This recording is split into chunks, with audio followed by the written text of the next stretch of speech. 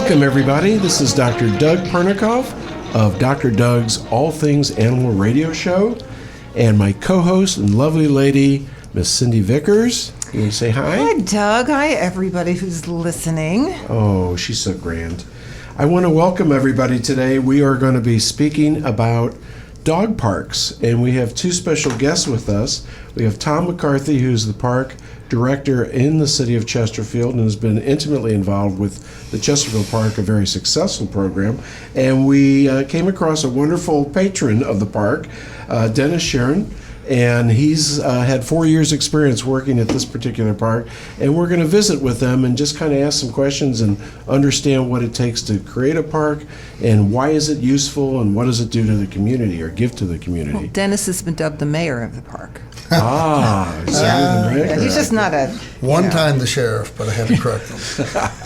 Well, I want to start with Tom and ask, since you had to be involved with the management of the park, the implementation of it, can you talk a little bit about how this park is different than other parks and what the basic process is for getting started? Okay, our park is, we're inside Eberwine Park, which is 18 acres. It's a neighborhood park at Clarkson and Baxter. And the dog park is 2 acres, and there's actually 2 sides to the dog park. We have under 20 pounds, which has an area about a half acre or a quarter of an acre, and the other 1.5 acres is for larger dogs.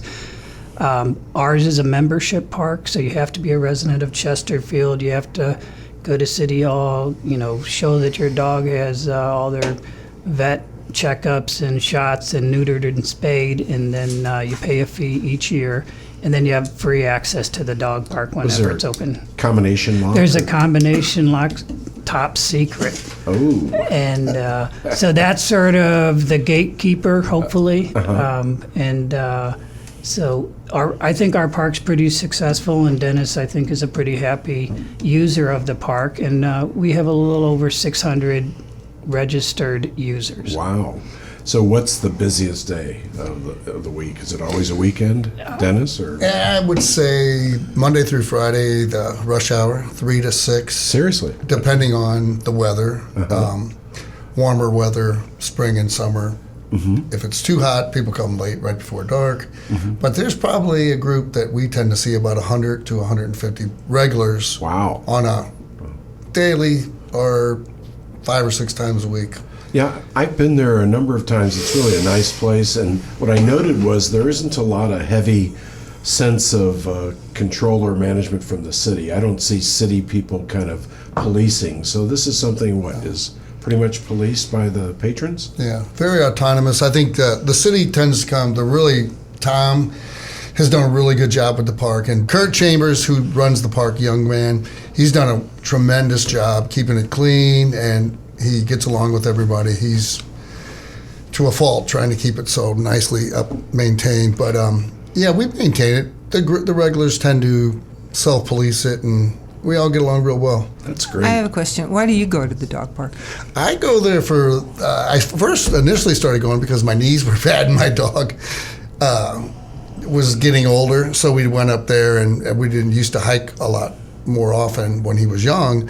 But now that I've been going up there after the first few months, we discovered it's really social. We call it like the cheap country club. You tend to, we probably, there's doctors, there's lawyers, there's nurses, there's... Tom, are we going to put a swimming pool in there for the patrons?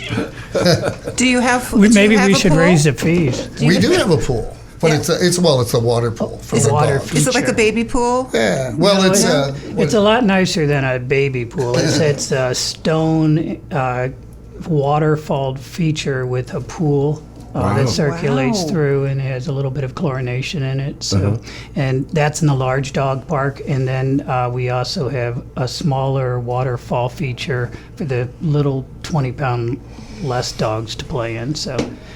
Tom, is it expensive for the city to maintain such a park? Or?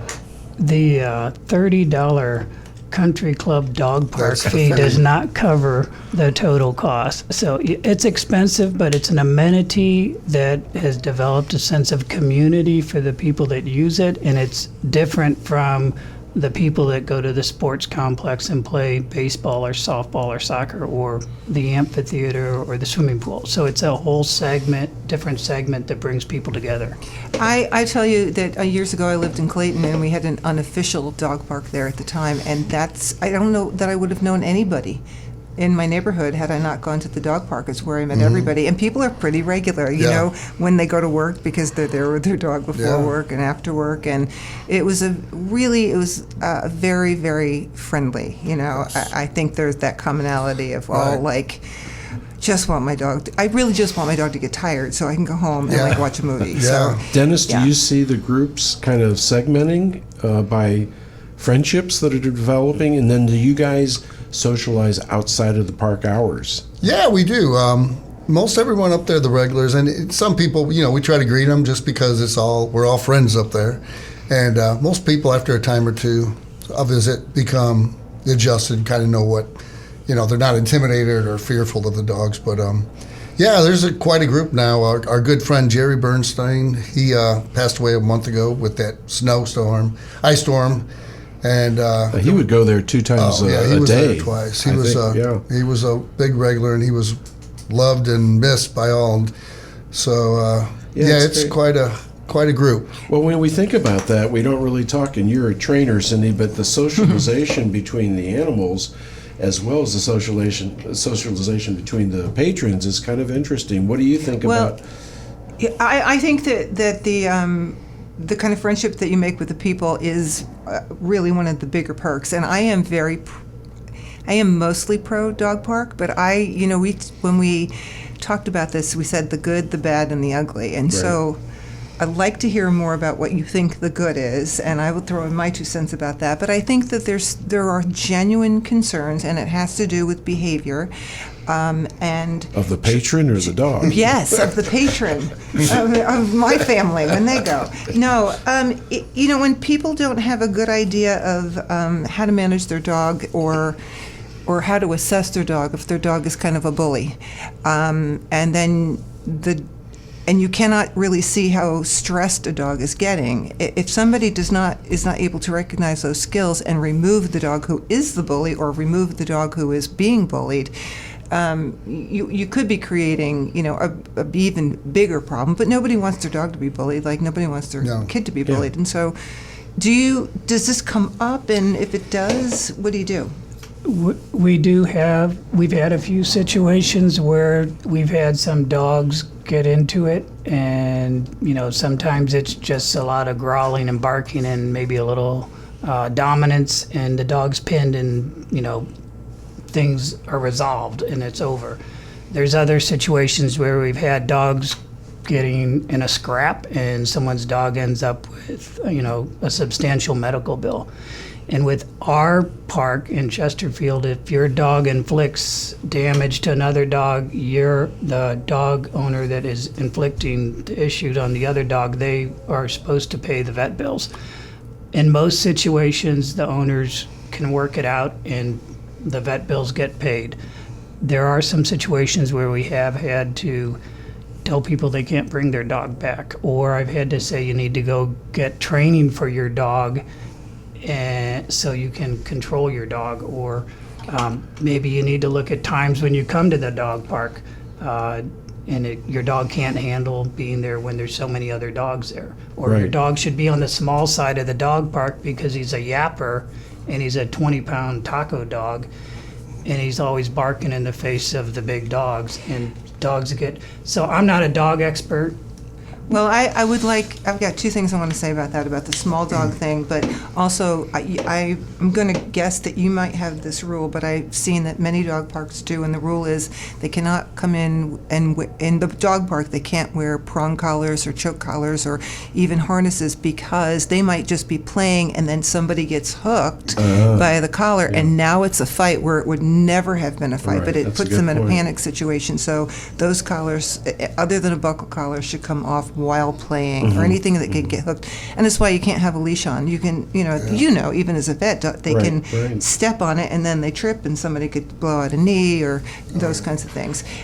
But the little dogs can have very sharp, squeaky kind of barks, and then they also can dart quickly, and they look like prey to big dogs. And a big dog won't see that in a big dog, but they sometimes misinterpret small dogs as prey, and so that would be ugly, which is, another reason why you don't want to just scoop up little dogs and why you want to keep them separate. So, Tom, you have, obviously every park probably has a set of rules, and I imagine they're pretty common, one park to the other. But was that a big deal to create those rules? And then I might follow with Dennis and ask, are they overwhelming rules, or are the things that are obvious?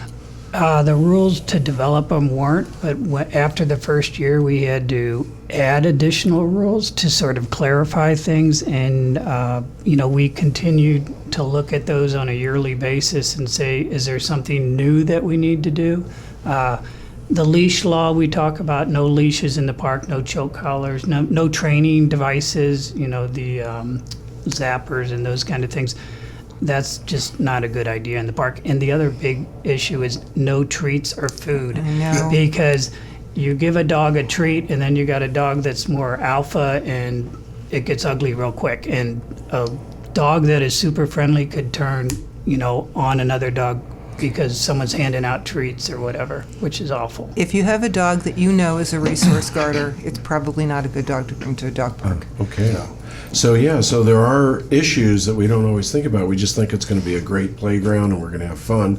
But Dennis, having been there 4 years as a patron and interacting with so many dogs and people, what's the worst kind of concerns or scenarios that you've seen come up? One or two that From a mayor's perspective. Yes, I think the food, Tom was right. The food, people are, obviously they're innocently not thinking about it, but that has caused problems because dogs, they want theirs first, even Right. some of the nicest dogs. The fighting it's usually a lot, Cindy and Dr. Doug would know more, but the socialization, they tend to, a new dog comes in and it's a pack mentality, they rush to the gate. And usually if the dog, from my experience, if the dog just enters and runs around, it's over within seconds. But sometimes there'll be a dog that just seems to attract the the fury of others, or but it's mostly, I don't know, it's a dog socialization thing, but I don't usually see the fights turning into anything more than a lot of yelling. I was just wondering, is there an age limit for the dog that can come in the park, or is that more size 4 months, related? isn't it, Tom? They have to be over 4 months, and they have to be neutered Okay. or spayed. Right. So, I can see where that would be an issue. Doug knows how to do that. okay, we'll send them Yeah. your way. Very good at that, in He's fact. done it more than twice. Well, that's really cool. Do you have any other questions, Cindy? Well, there's a few other comments that weren't mine about what people's concerns were. And one is, here is the concern. The concern is, and I am reading exactly the way it was written, not exercising your dog before they come to the dog park. I could weigh in on this, but does that just sound ridiculous to you, or? It's a little ridiculous because it's sort of like we're going to the playground with your child. Run around the block 4 times before we go to the playground. Exactly. It's kind of why you're going to the dog park. I mean, I that's think a so, big yeah. reason. Yeah. But it's because somebody has a dog who is too boisterous and pushy and obnoxious, and they want him to get some of them out first, I'm thinking. Well, the good thing about the Chesterfield Dog Park, it's fairly big, so they can get their running in, and I don't see the big issue. They're just wound up. No, I think that one they put a big question mark by that. I thought that was a little crazy. And another one is it's bringing dogs with rude greeting skills, like dogs that are allowed to mount or are just running full speed at another dog.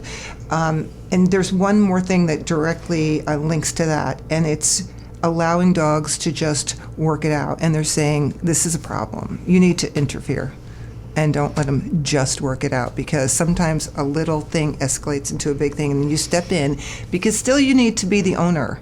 So no matter how many dogs are there, you want to go, and you know what? And I'm going to kind of be the boss here. So I'm not going to let you work this out because you're being rude. I can So see just that as a back real off. point of conflict, because then all of a sudden it's like someone telling another person's child that they're not doing something right. It's the same game. You probably have the same sensitivity by the patron. That's my dog. I'll deal with it.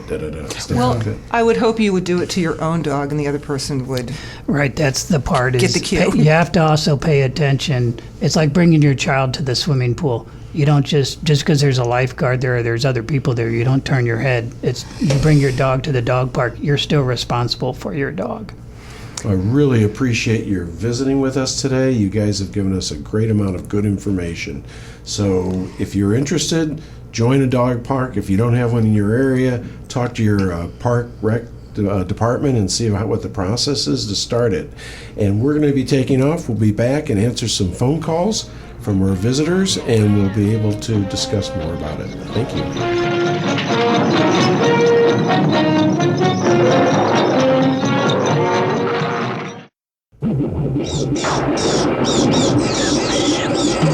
Scooby-Dooby-Doo, where are you? We got Welcome back. I'm Dr. Doug of All Things Animal, and my co-host Cindy Vickers. I'm here. And we have our guest from the first segment, and we're going to be speaking with both Tom and Dennis, along with some open phone line discussion. So let's go right to our first phone visitor. Hello, this is Dr. Doug. Who am I talking to? Hi, this is Patricia. How are you? Good, Patricia. How are you? Glad to have you with I'm us. doing great. Thanks. Thanks for having me. I appreciate it. Well, we've got some special guests here that can help us with any questions you have regarding your dog park situation. Go ahead. Okay, well, I do have a little small dog. He's around 3 years old. He's like a Chihuahua, a little Min Pin mix. And he's sociable, but he's kind of scared around other dogs whenever we go to the dog parks. I was wanting to know how I can introduce him so he can have a good time. Dennis, you want to approach that? Dennis is our great patron at the Chesterfield Dog Park, and so he has probably seen this scenario before. Well, cool. yeah. What I've noticed about the big dogs and small dogs is that usually they're a little timid when they come in. Some aren't, but most are. And then after... And the good thing about the Chesterfield Dog Park is they have the small dog side and the big dog side, 20 pounds or less. Okay. And, cool. And a lot of the little dog people tend to get on Facebook and come up in groups, so they have their friends, and your dog will become accustomed to his own friends and the people. So I think you'd That's a really good idea. I think you'd be comfortable with bringing him up on the little dog side. And I imagine most of the other dog parks have similar setups. Is that true? Or? I'm not sure. I think that most of them do, but I would strongly recommend that you only go to a dog park that has a small dog area, because they can unintentionally get a leg broken just by the nature of play, and a 100-pound dog versus a 6-pound dog. So that sounds That's a very great. good point. So, Patricia, what I would suggest, we'll talk about this again and again, but check with your veterinarian and check with your park that you're going to make sure you understand what the requirements are, and that way you'll get there and have a great experience. And one other thing, has your dog in other situations, whether it be class or with friends, after a little warm-up time, does your dog generally adjust? Yeah, he usually adjusts. It's just at first, just the first coming up, he's just kind of timid at first, but he'll warm up eventually. I'm not quite sure what his situation was before when I rescued him, but he definitely comes around. It just takes a little bit of time. Yeah, don't push and be your dog's advocate. If there is a dog that is sniffing too long and your dog truly looks uncomfortable, just push the other dog away till your dog has a little bit of time. And I'm wondering, wouldn't it be a good idea for Patricia to maybe walk around on a lead with her dog and let her introduce to other dogs and then kind of free it up, or no? Maybe outside of the park. There are a lot of parks have issues about not having a leash on a dog when they're in the park. So sometimes you can walk around the perimeter and still get an idea of what's going on inside. Tom, you want to comment? Yeah, in the Chesterfield Dog Park, you first of all have to be a member. Your dog has to have it shot, neutered, or spayed. So that solves some of the issues right off the bat. And then I would also look at bringing your small dog to the dog park if it has some issues in a time that it's not so busy. So there may be no dogs there in the small dog side, or there may be one or two. And do a slow transition. Don't come in Saturday Right. morning at 10 o'clock when there potentially could be 75 to 100 dogs. Wow. Right. Awesome. Thank you very, very I really much. appreciate your guys' help. Okay, Yeah, we'll hope to see you at the you're park welcome. one day. Let's see who we have on line 2. Looks like Mary. Mary, can I help you? Yes, hi, Dr. Doug. How are you? Good, I'm doing really well. How are you? Good, thank you. Yeah, I just had a question. Excuse me. Sure. I was thinking about joining my local dog park, Okay. and I was just wondering if kids are allowed to go to one of those parks. Well, I'm going to give this question to Tom McCarthy, who's the park director at Chesterfield, but I imagine it might be a little different park to park, so depending on where you're going. But what's our rule out in Chesterfield? The rule in Chesterfield is that you have to be 10 years or older. The park is for the dogs and not for the kids. So we had some tendencies early on where the young kids would be running around and then the dogs, get a little over anxious and start playing and the kids get knocked over. So our rule is kids under the age of 10 are not allowed in the park. And then if they're under 10, they have to be supervised by an adult. Yeah, so basically what you're saying is we're not a babysitting service. It's a design for the people, the pet owners, and particularly for the pets. I've It's a seen good a question, couple though. where they're even older, like 15 and older and 16 and older sometimes to be in the park. Restricted, yeah. So use your common sense. You're going to know what's right for your kids, and of course, you'll find out from the park what their requirements are. Sure, I'll give them a call just to make sure on the age range. Okay, Well, thank you very much. I really appreciate it. Thank you. And I think we have one more caller. Taylor, is this you? Hi, yes it is. This is Dr. Doug. This is Dr. Doug. It's great to talk to you, and I appreciate you joining us today. Do you have a question for one of our guests? Yes, I wanted to know if it's safe to take my dog to a dog park. How do you mean? What I mean by that is, are they susceptible to getting any diseases or catching anything from somebody else's poop? Do I need to do something in particular to keep that from happening? Or avoid dog parks? Well, it's a good and sensible question, and as a veterinarian, I'll just start and say that, we assume when you go into the park membership that you're going to have your animals up to date on vaccines and be vetted appropriately. So you might want to make sure that you are up to date and check with your veterinarian and do all that. But yes, there's always the concern that an animal could silently hold parasites in their body, and then if they poop on the ground someplace, there could be a cross exposure. But the good thing about these parks, and I think Tom will be able to verify this, is that most of the people that go to the trouble to join in a dog park program are very, very conscientious pet owners. So a concern, yes. A big concern, no. What do you guys think? Well, at our dog park, we try to enforce the pick up the poop kind of thing, and if your dog is sick or has some kind of issue that could be spread, best practice would be not bring them to the dog park until they're over that situation, just similar to if you would bring your kid to school that has a fever or the flu, you're going to get everyone else sick. So, Just good common sense. good common sense and, clean up after yourself or after your dog. That's a high priority in our park, and our patrons that use the park are stewards of the park, and they help us keep that in mind.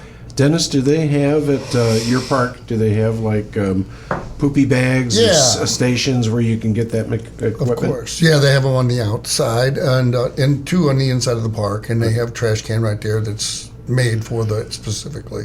So it works. It's not a problem. And we pick up if someone not forget so much as talking and having a conversation. Our dog tends to go as far away as possible, and they go. But people police it pretty well, and if you see it, we'll just pick it up. What if we see something doesn't look right? You see a dog that doesn't look healthy or moving around incorrectly, or it's having a diarrhea. Do you guys kind of just communicate that right away to the owner, or is that open policy? I've never really talked to anyone about that. Some dogs would, but they clean it up to the best of their ability. But they don't. I've never seen a dog that really looks sick at the park. Good. I guess they have diarrhea, but Yeah.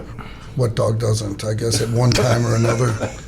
But Well, it sort of brings us to actually, I have, I went on the internet and I found all these, like, the top concerns or issues or things to consider if you're going to a dog park. And the number one thing was not picking up after your pet. And another one was people, like, being just staring at their phone screen or so involved in conversations with their friends that they're really not paying attention to their dog. So if you didn't see your dog poop, you probably weren't paying attention, and that might be, it's just a little reminder that it's your job, to watch your dog. Then I'm just wondering if the park has to do any maintenance that would try and prevent that. Do you get in there if you have a lot and spray down the yards at all, or? Well, we're fortunate that we have irrigation, which makes a huge difference. Oh, yeah, and yeah. then Kurt Chambers, who's one of our park managers, he maintains the park, and they're in there every day. Even on the weekends, depending on what's going on, they'll swing by and clean things up. So their main event is not to go in and pick up dog waste, but our goal is to make the park pristine and keep it nice for the patrons and the pups. Have you ever had an incident where someone came back and said, my dog got sick at the park, and they're complaining or they're trying to find responsibility? Or We've had several instances, and they say, and so-and-so's dog, I think, was sick, and it's hard to pin it on someone. I mean, how do you say who your kid got the flu from at school when there's 30 kids in the class? That's a good point. But Do your best. We do our best, and most of the people that use our dog park in Chesterfield are, they're part of the community. They all know each other. They're all there to help each other out and make sure the dog park is good for their pets. So.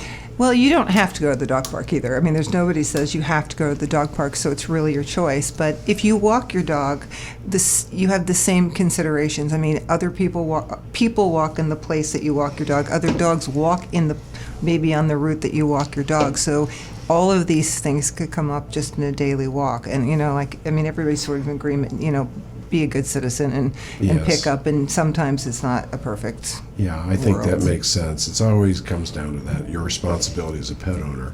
Well, thank you, and I want to thank all our callers, and it was a great little session. Hope we were able to answer good questions for you. We're going to take a short break, and when we come back, we'll be discussing pet selection. This is a big topic. As a veterinarian, I get this question all the time, and Cindy, I imagine as a trainer, you do too. Yes, all the So time. when we come back, we'll be talking about that, and it'll be kind of an exciting area. And Scooby-Doo, if you come through, you're gonna have yourself a Scooby snack. Scooby-Dooby-Doo, here are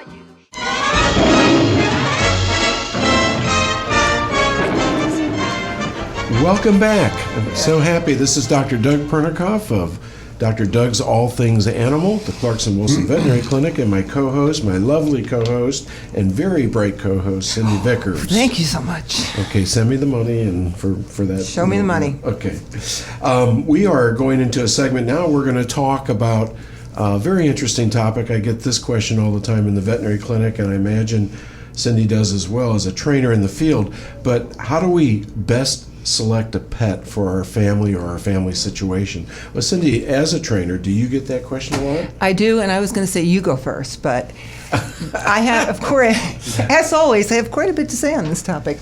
But the first thing that I always say is just go with your heart. Pick the dog that you just absolutely fall in love with, because I think if you do that, you're more likely to work through the things that you need to work through, and I'm a little more... hang in there. Yeah, I think I'm a little more technical, and because I want people to think about, what are we looking for? How old are my kids? What's the space like I have for them? So I want them to really do their due diligence. I think that that's going to prevent, if you're getting a rescue dog versus buying a dog at a pet shop or through a breeder, it's really important for me that people think it out. And the one thing I always tell my families, if you're going to go shopping for a pet, don't take the kids, because the first animal you see is probably the one you're going to end up with. Well, I don't think you should ever buy a pet for your children if you have young children, like under 12 even. Maybe it depends on the child, but like under 10, under 12, because they really are not the ones that care for the pet. It's really mom usually.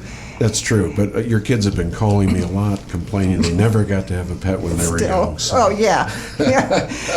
I totally agree with you, actually. Yeah. Okay, that's the first. Somebody write that down. That we agree? Yeah, I think you need to choose a dog or a cat that's going to suit who you are and your lifestyle. I told you the first one is go with the love of your life, and that's the one you're going to pick anyway, Right, by the way. right. But you don't, if you're not somebody who, Lori Kearns from Petropolis, I think, made a great observation, and she said, if you're choosing a dog, pick one that matches your energy level. That's a good point. That's a good point. And also your time schedule. Because a lot of times people find, and they impulsively buy a pet, whether it's a dog or cat or reptile, whatever, and then they get them home and they forgot about the obligation to be a pet owner. And that's a big part of this is, what does it take to be a responsible pet owner? Well, we've got one of our guests here, Dennis. You're a pet owner. You have a number of dogs. I mean, do you think about that when you're looking at, what are the expenses every year for veterinary care? You got a food bill, you got time, you got to give these guys activity. How do you think through it? He didn't. Yeah, I guess I did. I've always had golden retrievers, but I do like Cindy's idea that, match a dog with your energy level, because you certainly don't want to get a sport dog, a Labrador or something, and not be able to run them, because they will go crazy, and they need that they need that exertion. But I also like that. Go with the one that you fall in love with too, because problem is dogs I fall in love too easily. Yeah, that's it. In both parts of my world. I would like you to be able to tell us more about what you plan, or you talk to the families about. Well, see, usually when I see somebody, they already have the dog, and sometimes they just do not know what to do. They don't know how to housebreak a dog. They don't know how to keep the dog from jumping on people or from running out the door, or whatever that is. Easy things, but if you don't know it, you don't know it.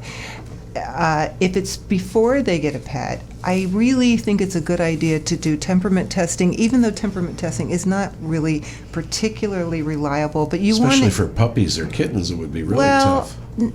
Well, there are ages that are supposed to be, more reliable than others. But you do want to see, if you can, how the dog relates to other dogs and what they are like when they're with a child, and how reactive they are to things. Like if something happens that's a little bit uncomfortable, is their first inclination to growl or bite you? Because I'm going to say that's probably not the dog that you want. Right. You want the dog that turns their head away if they're a little uncomfortable.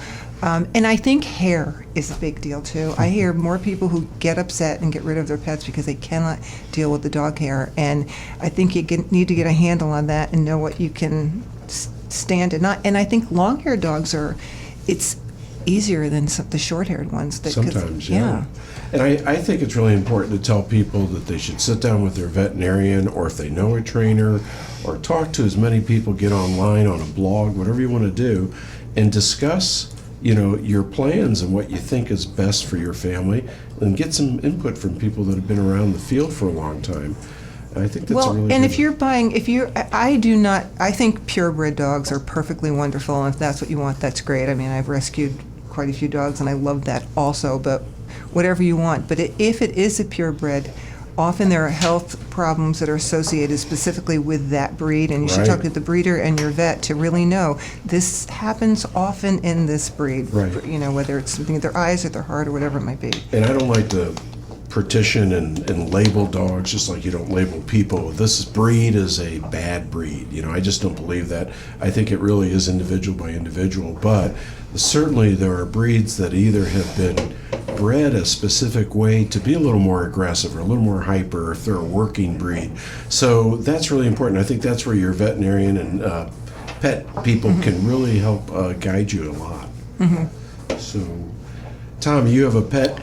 When you think about the dog park, do you ever worry about, no pit bulls are going to be allowed, or no German shepherds, or? No, we went through the whole pit bull dilemma, and we really took a good look at the dog, and it's more about the individual dog and not the breed. So Thank you. We do allow pit bulls in the dog park, just like any other dog. If we have a bunch of aggressive issues and concerns and problems with the dog, then typically they're asked not to come back. But I have a dog and 2 cats, and my kids all have pets. we got to figure out how to do a dog park for cats. Cat that park. would be kind of a cat park. That'd be kind of funny. I've been intimately involved in rescue and adoption, and I have my own non-for-profit vet pet rescue that we work out of our veterinary clinic, Clarkson Wilson. And so I'm really supportive of people that are willing to go out and look for a rescue pet. But again, the biggest problem I see is that the first couple of weeks in your new home, those animals don't show who they really are. And I think that's why whatever the problem is that materializes, that's why they ended up in rescue often or being abandoned. But I want to just make a point, and Cindy, I want your opinion, but I really think that you need to vet the rescue group just like you would any other source of animal, because some programs do it better than others, and you want to know what the guidelines are. Do you have a return policy? How do they vet their animals so that they're standardized and clean? And then discuss with them, how do you introduce a new pet into a home with an established pet? Well, I want to just say one thing about what you said. There are extremes in pet rescue. I mean, there are just the most wonderful, wonderful pet rescues, and some that have been put out of business and should have been put out of business. And also, I've heard this, often, well, I would rescue a dog, but I want a puppy. I'm a little nervous about getting a dog that's an adult. And I would just say, do not be nervous about getting an adult dog. Many, many times will make your life so much easier. Puppy's a puppy for a short time. Introducing a new dog, boy, that's a whole subject. Maybe that's a whole different show. But generally, I think that it's sort of like the dog park. I like to always give animals distance and see how they are at a distance. And the distance, it could be, I sort of start with like 10 feet as a model. And if at 10 feet they're hysterical, then I give them more distance until I can see that they're calmer, and then slowly let them come up to each other. And then the other thing is, if you can go online and look this up, but look at dogs' posture and what their posture and their hair and their ears say about how they're feeling, and look at your dogs very, very closely to see if they're sort of winding in with a soft body, and then you're going to relax when you see that. If their tail is soft and their body's soft and they're not approaching head on, but if you see those ears go up and forward and they square off to each other, you want to back that up, because this is going to be ugly. So those are the kinds of things. So I always start with distance, and then I like to get two dogs, walk one dog on one side and one dog on the other. I'll be in charge here, and we don't have to have any conflict. And the other thing is, I like to practice giving, once I teach a dog to sit, give them food, like from my hand. Here's a treat for you, here's a treat for you. I mean, something small, so that when I give a treat to dog A, dog B has to allow it. When I give a treat to dog B, dog A has to allow it. I'm pretty sure you train your men the same way. Similarly.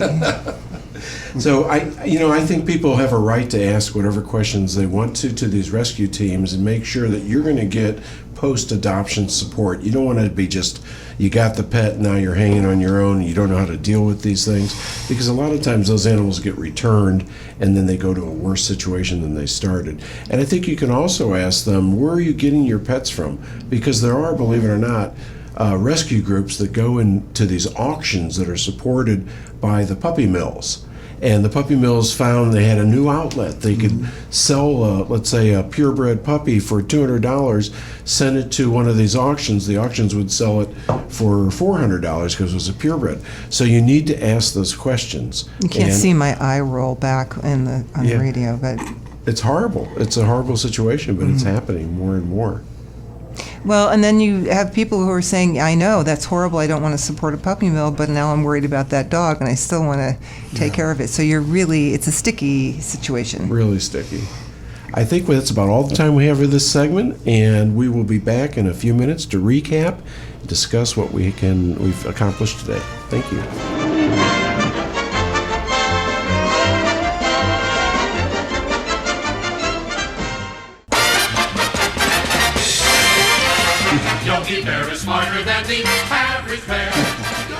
Once more, I want to thank you for returning and joining us here with Dr. Doug's All Things Animal. I'm Dr. Doug Pernikoff, my co-host Cindy Vickers, and in recapping a wonderful show, I wanted to thank our special guests, Tom McCarthy and Dennis Scherns, both associated, and one as a patron and one as a manager of the Chesterfield Dog Park. And there are many, many good parks around the city, but this one that has a really nice program if you want to explore the opportunity of visiting parks with your dog, go out and take a look.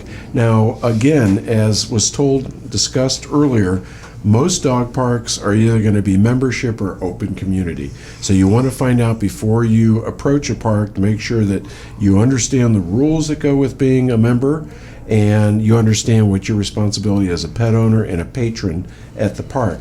This is the best way to keep bad things from happening, dogs getting into fights, people getting into fights, and just enjoy the park. The park is about the dogs, it's for the dogs.